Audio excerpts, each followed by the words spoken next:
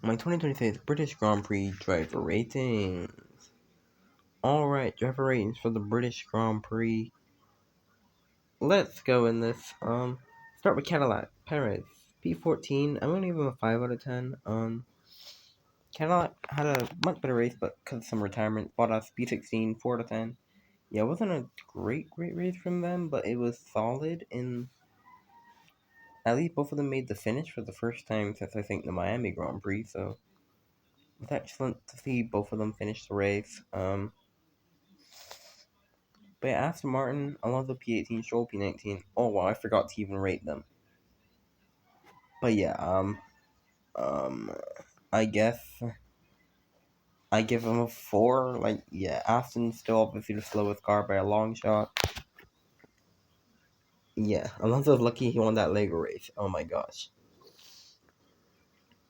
But yeah, let's move on to Audi.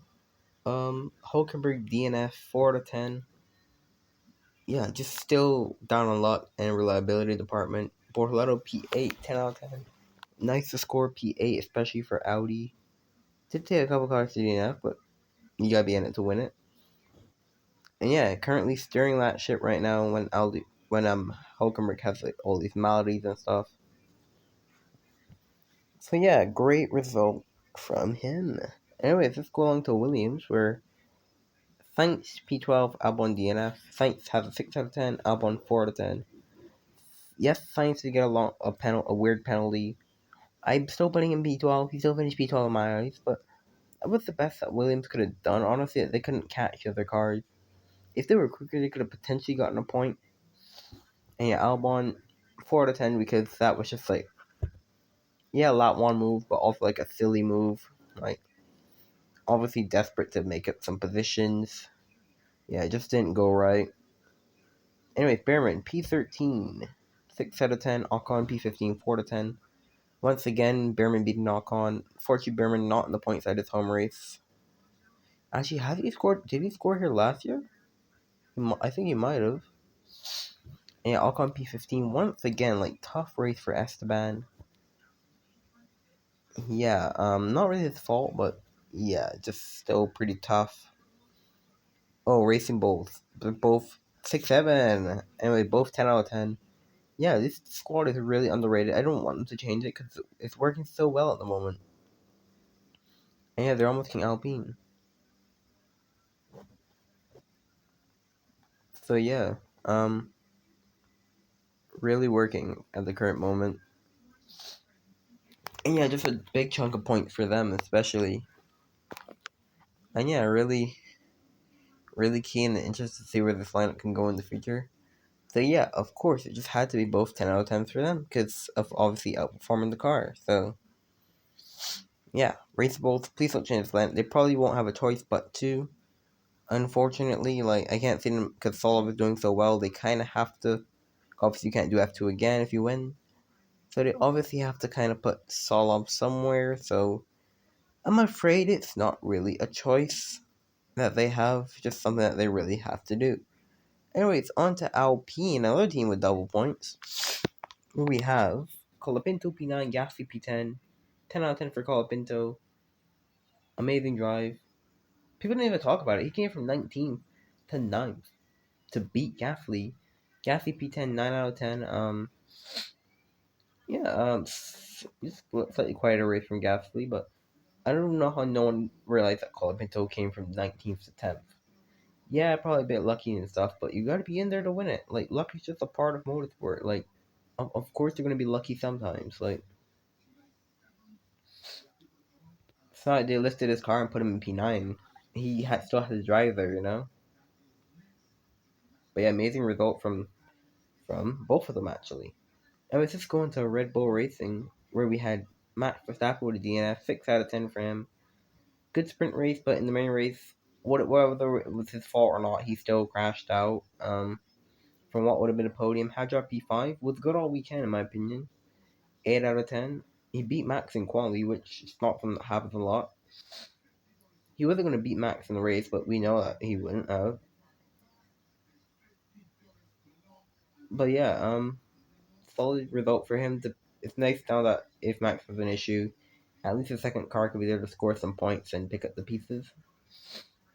And he's actually gotten some really decent points this season, so yeah, good race all around from Hajar.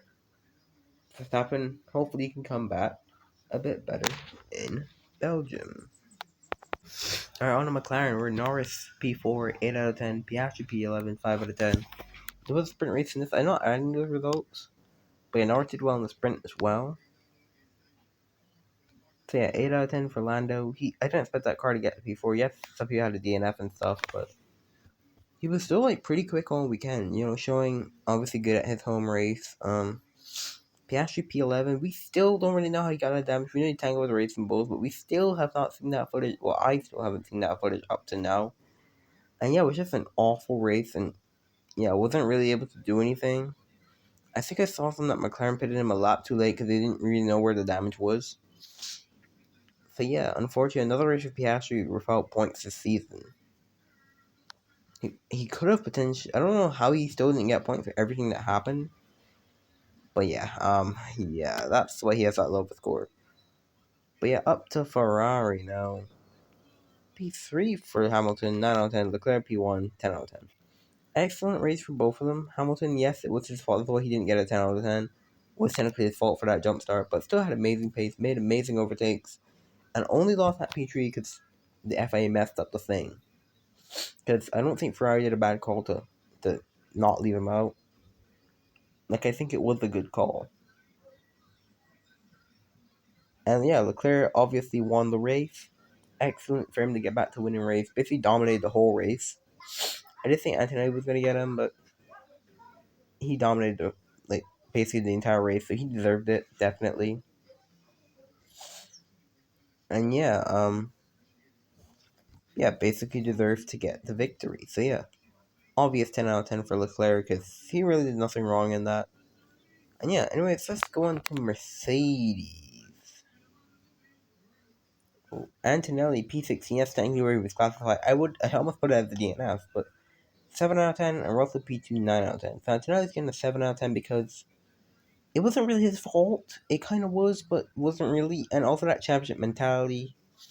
Also his sprint, he obviously won the sprint, got pole position.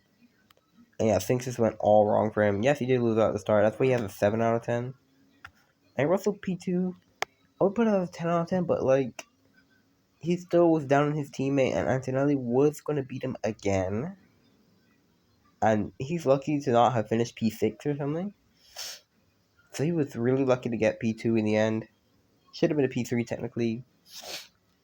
But hey, as I say, you gotta drive there to be there. You're not just helicoptered in there. So yeah, that's why it's a 9 out of 10 and not like, some people are probably giving him like a 6 or something like that. Which is kind of ridiculous. Because like, as I said, didn't get helicoptered there, he started to drive there. But yeah, that's my driver ratings for the British Grand Prix. Nice to be back with like fully driver ratings. Actually, probably the earliest I've gotten driver ratings out in a little while. But yeah, honestly, motivation's really high for me right now.